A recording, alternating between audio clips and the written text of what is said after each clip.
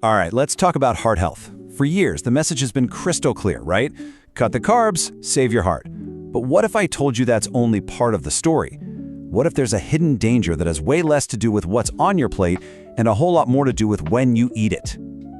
So, you've been doing everything right. You've ditched the sugar. You're careful with bread, pasta, all the usual suspects. You're thinking, this is it. This is the golden ticket to a healthy heart. But what if that's not the whole picture? What if there's another habit, something you might not even think about, that's quietly putting your heart at risk? Yeah, for so long, the equation seems simple. Low carb equals a healthy heart. We've all heard it. But now we're starting to understand the hidden truth, and it's a big one. It turns out that when you eat might be just as important, maybe even more important than what you eat. And honestly, this is where things get really interesting. So let's give this invisible threat a name. We're gonna call it hidden insulin damage. And this is the missing piece of the puzzle. It's the reason why some people who are super strict with their low-carb diets, they can still, surprisingly, run into serious heart problems. So what is the real threat here? Well, it's not just about high blood sugar. The true culprit is having constantly high levels of the hormone that's supposed to manage that sugar, insulin. And here's the part that really throws people for a loop.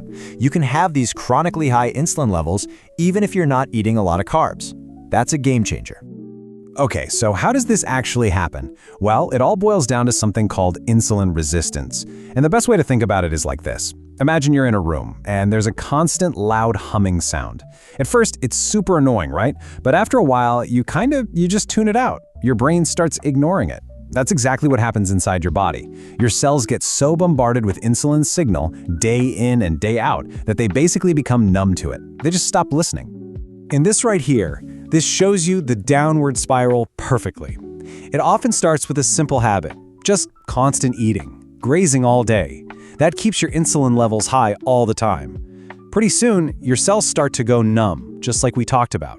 And what does your body do? It panics. It thinks, hey, nobody's listening.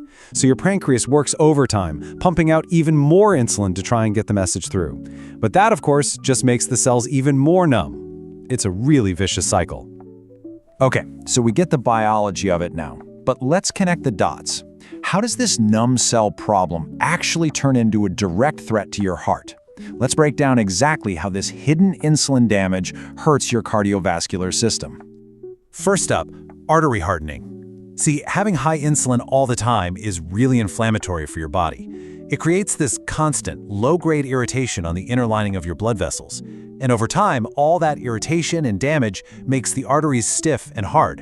And when your arteries are stiff instead of flexible, your blood pressure goes up, and that forces your heart to work way, way harder just to do its job 24/7. Next, there's fat storage.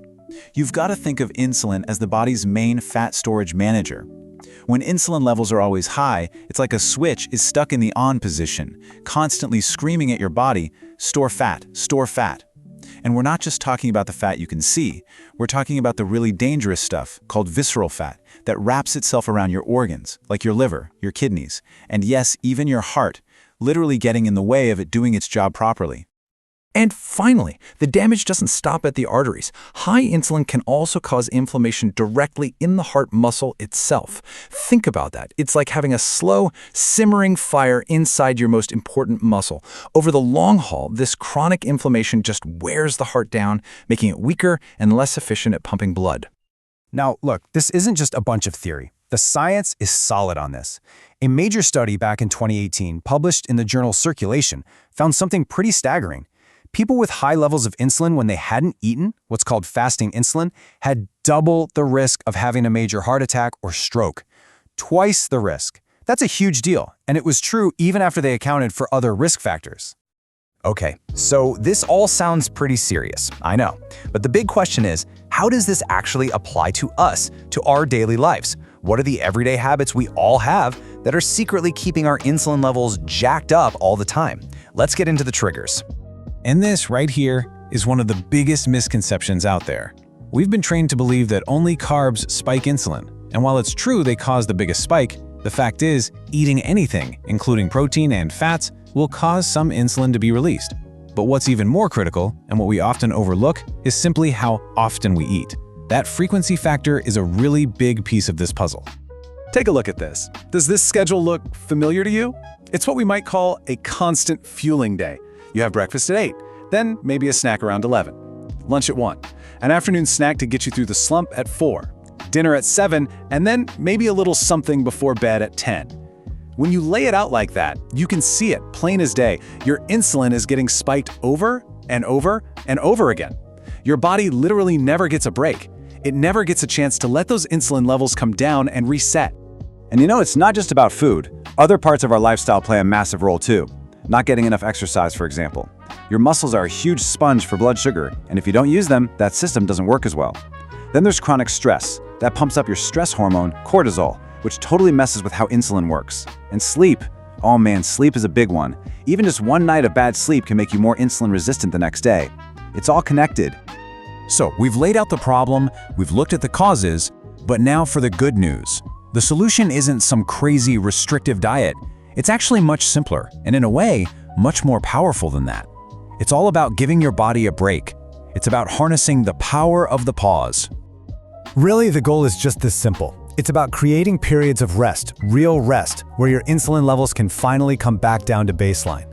Think of it like letting the noise in that room finally stop. When you do that, you give your cells a chance to resensitize, to start listening to insulin again. It allows your whole system to hit the reset button and start the repair process. So, what does this actually look like day to day? Well, here's a simple game plan. First, try to create an eating window for yourself, maybe 8 to 10 hours where you have your meals.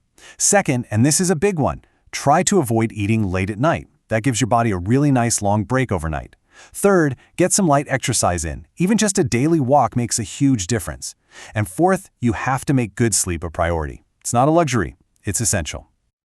And the payoff here is just huge. When your body isn't working on digestion 24/7, it can finally focus on other things. You're not just lowering insulin, you're dialing down that chronic inflammation, you're taking the pressure off your arteries, and you're actually turning on your body's own built-in repair systems. You're finally giving your heart the downtime it needs to heal and stay strong. So it really all comes down to this, doesn't it? For so long, we've been obsessed with what we're eating, but we've completely forgotten to look at the clock on the wall. So the real question I want to leave you with is this. It's not just about what you eat, but when. Are you truly giving your body and your heart the rest it desperately needs to thrive? Because answering that question, well, that could change everything.